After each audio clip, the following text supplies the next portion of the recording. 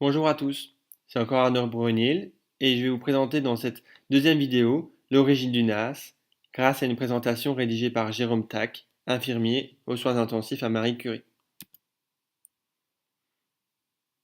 Voici l'étape des matières de toutes les vidéos, pour rappel. Donc le sommaire de cette présentation, je vais vous présenter les différentes échelles qui existent pour évaluer la charge de travail aux soins intensifs. On va vous expliquer l'origine du NAS et quelques résultats qu'on peut avoir en encodant cette échelle. Voici de manière résumée dans un tableau toutes les échelles de charge de travail infirmière aux soins intensifs. On va essayer de les voir un par un et vous expliquer pourquoi nous on a choisi le NAS pour ce projet. Le premier score, c'est le score Oméga, score qui est utilisé uniquement en France, où la pondération des items est issue d'une méthode Delphi, peu claire. Il y a en tout 47 actes, divisés en 3 parties, des actes qu'on encode une fois par séjour, une deuxième partie où il y a 11 actes qu'on encode à chaque fois qu'il est réalisé, et 8 actes où il faut encoder chaque jour lorsqu'il est effectué. Donc déjà, c'est très complexe comme méthode pour encoder ces échelles. Et deuxième critique, c'est que cette méthode permet uniquement d'évaluer les ressources effectuées par le patient en fin de séjour et n'a pas de vocation pour évaluer la charge de travail ou le temps infirmier aux soins intensifs. Raison pour laquelle on n'a pas choisi ce score. La deuxième échelle, c'est une échelle qui est un peu plus connue peut-être en Belgique, car elle a été rédigée par un Belge, c'est le PRN, qui comprend 240 actions de nursing, pondérées en points, et dont la pondération des points a été évaluée grâce à une méthode Delphi, que nous on trouve trop subjective pour utiliser cette échelle. D'autant plus, comme je viens de le dire, 249 actions, c'est vraiment trop d'items pour l'utilisation quotidienne. Ça nous fait vraiment penser un peu au DRHM, qui évalue le financement hospitalier et pas encore la charge de travail en Belgique. Le PRN, il y a une deuxième version qui existe, qui est le PRN REA, qui a été publié en 95, qui comprend moins d'items, mais le problème, c'est l'obsolescence et la non mise à jour des items pour cette échelle. On a ensuite le TI-76, qui est vraiment l'origine du NAS, qui a été publié en 74, issu aussi d'une méthode Delphi avec 76 items, où les patients étaient classés en fonction de la gravité de leur maladie. Donc là, c'est beaucoup trop d'items.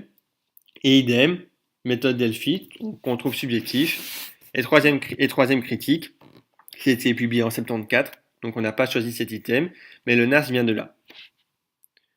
Le professeur Miranda a ensuite mis à jour en 96 ce TIS-76 en TIS-28, qui comprend donc 28 items, dont un point équivaut à 10 minutes de temps de travail par pause, mais qui est fort lié à la gravité de la maladie. Et donc on sait que le temps de travail du personnel infirmier aux soins intensifs n'est pas toujours lié à la gravité du malade. Donc c'est pour ça que le TIS 28 ne permet que d'évaluer que 43% du temps de l'infirmière aux soins intensifs, car elle est fort liée à la sévérité du malade. Le professeur Miranda a poussé le vice de même réduire le TIS 28 en 9 items, qui est l'échelle NEMS. Et donc là, vu que c'est très simpliste, l'approximation du temps du personnel infirmier est encore plus réduite. Donc c'est pour ça qu'on n'a pas choisi cet item et c'est pour ça également que le professeur Miranda a décidé de publier une autre échelle, de rédiger une autre échelle, qui est le NAS. Le NAS a été publié en 2003. C'est une étude qui a été faite dans 9 pays différents, donc il y a une dimension très internationale, dans 99 usines, dans des usines médico-chirurgicales, et qui a évalué chez 2000 malades 6500 actes environ. Donc c'est vraiment une grosse échelle représentative avec beaucoup de patients. Nous, on a choisi cet item parce que c'est celle qui est la plus citée sur PubMed et l'échelle elle-même a été citée plus de 335 fois. Donc il y a vraiment une dimension scientifique et académique forte de cette échelle.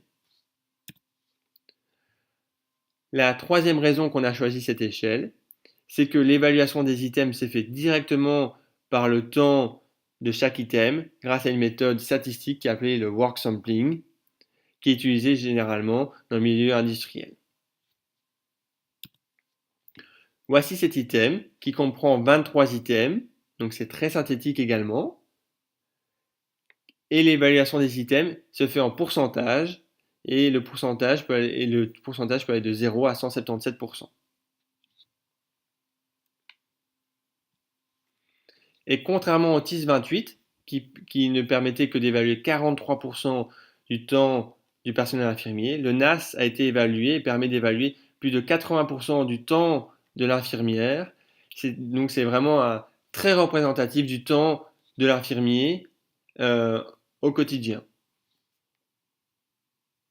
Donc c'est très représentatif du temps que l'infirmière passe au lit du malade.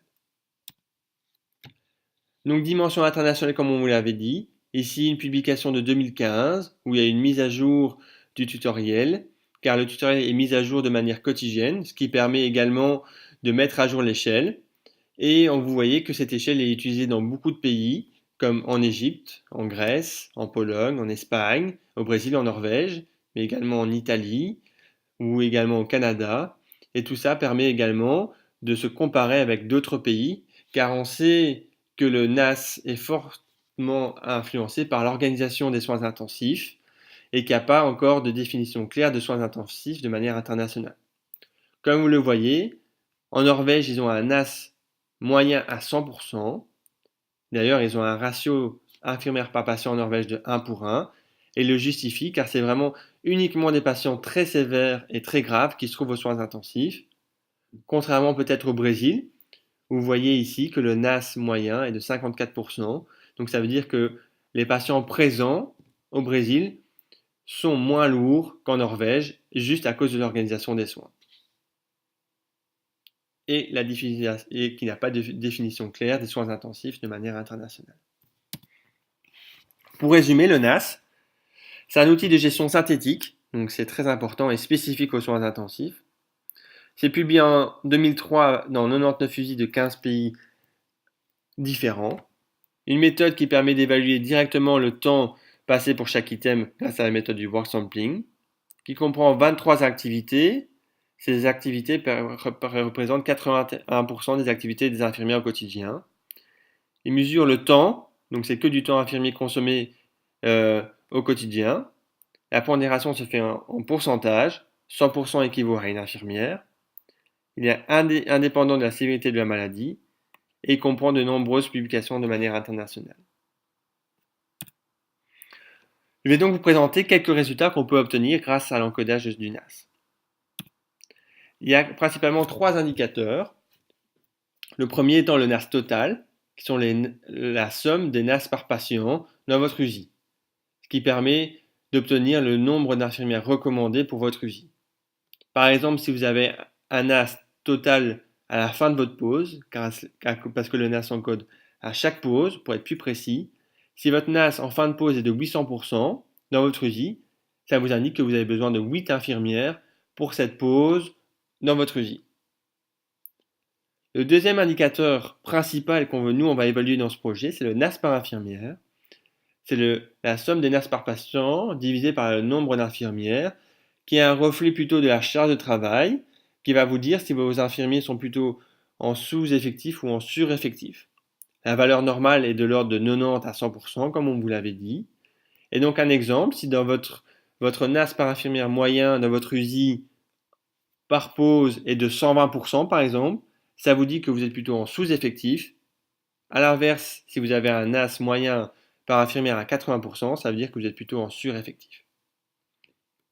Et le troisième indicateur, c'est le NAS par patient. Donc, comme on vous avait dit, il peut être de 0 à 177%. Ça vous donne la lourdeur par patient. On peut également faire des analyses du NAS par patient en fonction de la pathologie et vous dire que la moyenne du NAS, par exemple pour une post-op de chirurgie cardiaque, est en moyenne de 80%, ce qui vous permet aussi de mieux gérer au quotidien le nombre d'infirmières présentes. Donc les deux premiers indicateurs sont fortement influencés par le NAS manquant, qui va diluer le temps de travail. Donc ce qui est essentiel, c'est d'encoder ça chez tous les malades.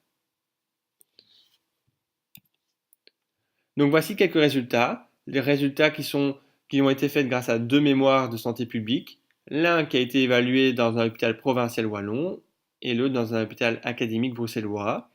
Vous voyez qu'on avait 60 patients dans chaque groupe et 500 en moyenne NAS encodés dans chaque groupe.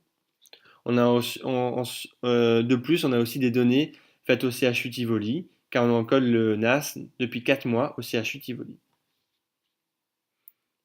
Donc je reviens sur ces trois indicateurs. L'indicateur principal, comme je vous avais dit, c'est le NAS total. Donc vous voyez, le NAS total ici pour cette USI était en vert. Et il est très fluctuant, comme on peut voir. Il peut aller de 800% voire à 500%, car il y a une variabilité de cette charge de travail, et qu'on peut mettre en adéquation ici dans les barres bleues en fonction du nombre d'infirmières présents. Et donc, qu'est-ce que ça veut dire? Ça veut dire que quand cette ligne verte dépasse le nombre d'histogrammes bleus, du nombre d'infirmières présents, vous êtes en sous-effectif. A l'inverse, vous voyez ici, peut-être ce jour-là, le 25, le NAS théorique effectué par le NAS était inférieur au nombre d'infirmières présentes, et là on était plutôt en sureffectif. Ça c'était pour la pause de jour, et on peut faire la même chose pour la pause de nuit, car dans cet hôpital, il n'y avait que 2 pauses, vu qu'il travaillait en 12 heures. Un deuxième exemple, donc dans un hôpital bruxellois, où là c'est le même type de graphique pour le matin, et donc les barres bleues c'est toujours le nombre de personnels présentes. Pour l'après-midi et pour la nuit.